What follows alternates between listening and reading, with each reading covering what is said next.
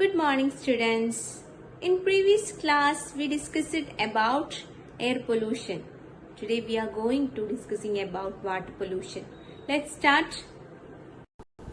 In previous class, we discussed about air pollution. Today, we are going to discussing about water pollution. What is water pollution?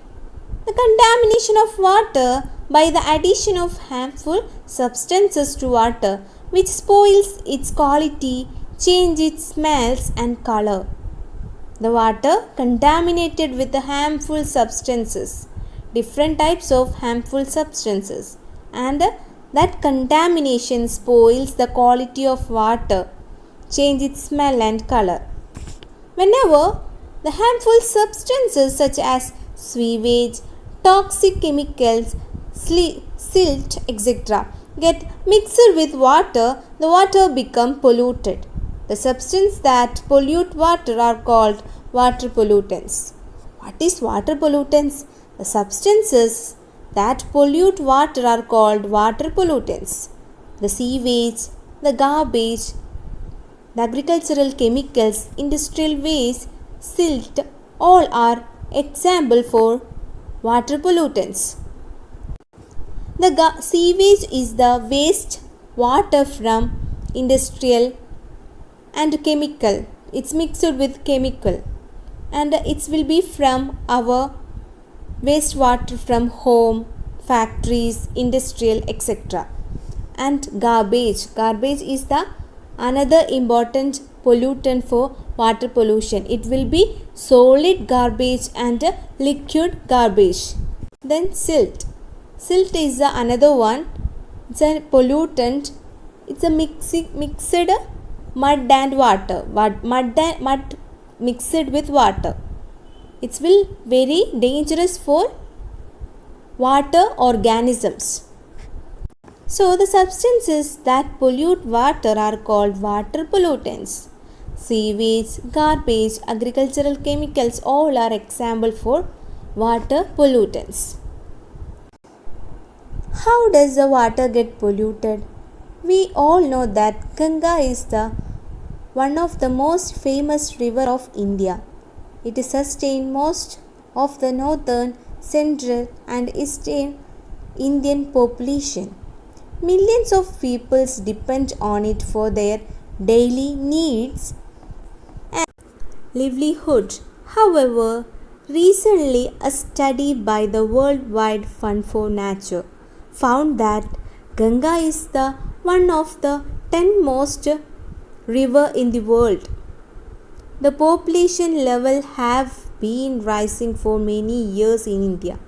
We have reached this stage because the towns and cities through which is the river flows through large quantities of garbage, untreated sewage, dead bodies and many other harmful things directly into the river.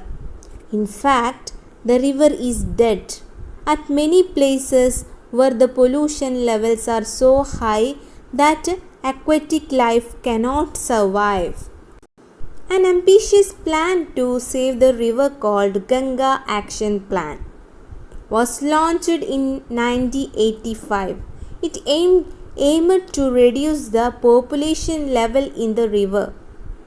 However, the increasing population and industrialization have already damaged this mighty river beyond repair. Now, the government of India has launched a new initiative known as National Mission for Clean Ganga in 2016. It's for Ganga. We know that there are so many different rivers around us, but all rivers are facing water pollution because of the higher population and throwing all things like garbage, sewage into the river. How water get polluted? Dumping water pollutants like sewage, garbage, etc. to water. We already say that we are dumping water pollutants like sewage, garbage, etc. to the water. And we use it to bathing, washing clothes, We use it to bathing, washing clothes in river water. We disposal of non-biodegradable materials like plastic, polythene bags into the water.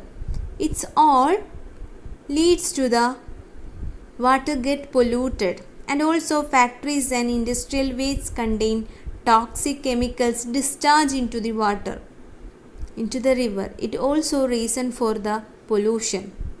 The next effect of water pollution. What are the effect of water pollution? The first one, chemical contamination of water.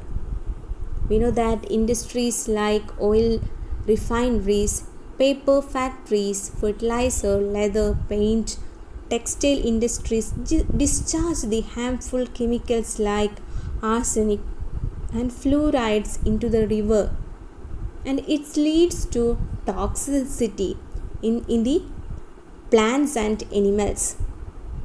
Then the second one, the soil is also affected by impure water. It causes the change in acidity, growth of worms, etc. Now we can't see any worm. The worms are very important for soil. Then third one, chemicals, pesticides, weedicides, etc. dissolve in water, seep into the soil and pollute the groundwater. The chemicals, pesticides, weedicides pollute the groundwater. Then the water contaminated by sewage may contain bacteria, virus, fungi and parasites causes disease like cholera, typhoid, etc. And the fecal matter of mammals discharged into the river contain bacteria causes virus infections, and it also kills the aquatic animals. So, how to reduce the water pollution? We should save the water by recycling, reuse of water as much as possible. It's very important. And the second one, use more manures instead of fertilizers, pesticides and weedicides. And the third one, say no to plastic and polythene. Switch over the biodegradable, eco-friendly materials. Then we can use water treatment plants should be installed in all industrial areas. Laws for industrial units should be strictly implemented in our country. We can do all like this to reduce the water pollution. Next, the last topic, potable water. What is potable water? It means the drinking water. The water which is suitable for drinking is called potable water.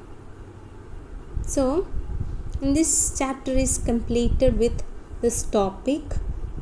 In this chapter, we discussed about air pollution and water pollution. So, in this class, we discussed about what is water pollution, water pollutants, and the reason for water pollution, and how to reduce the water pollution. So, all should read the textbook and write the notes. In this chapter, we can expect the essay type questions. So, all should try to study the important points. It's very important. So, thank you.